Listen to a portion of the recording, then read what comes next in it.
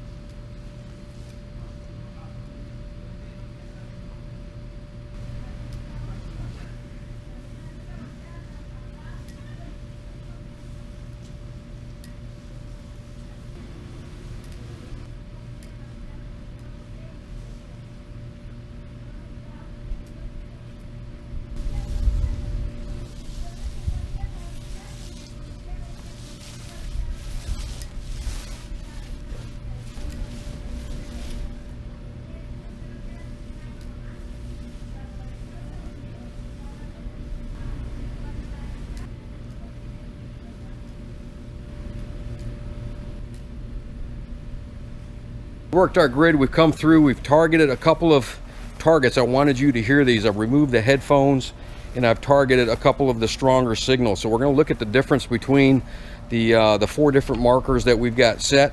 I believe that one of the 4 will definitely be the ring. So we start off with our first target.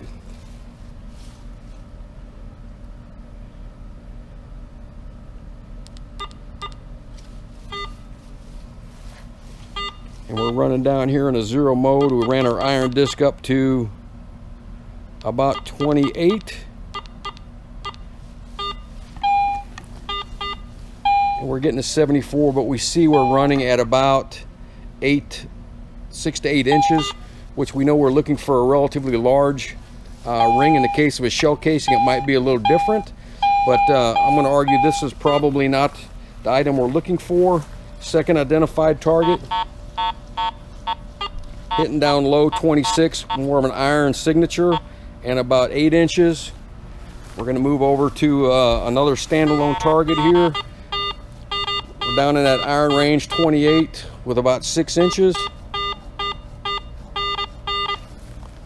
Moving to our first double target.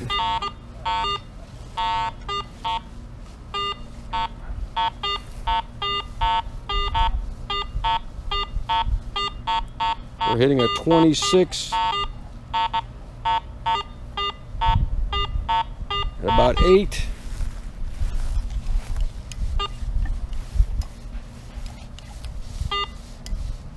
Six inches at 68.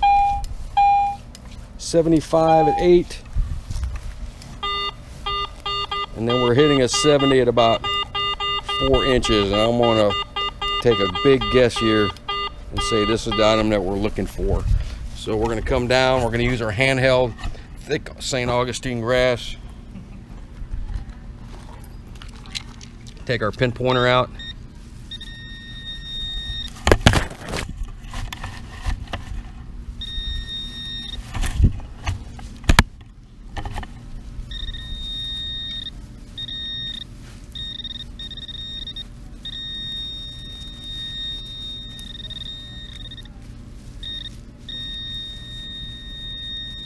And sure enough, lo and behold, there's our ring. Of course, if we'd recovered a piece of forensic evidence at this point, we would have tagged this, put our little tint on it, taken some photographs.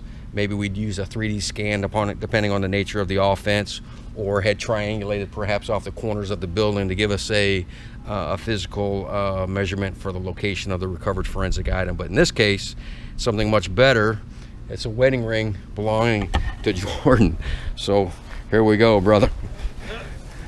Thank you, sir. I'm guessing that's the right one. Yep, that is it. It survived Hurricane Ike with the rest of us, right? Yep. All right, brother. Thank you, sir. You got it, man. All right. All right, until next time from Houston.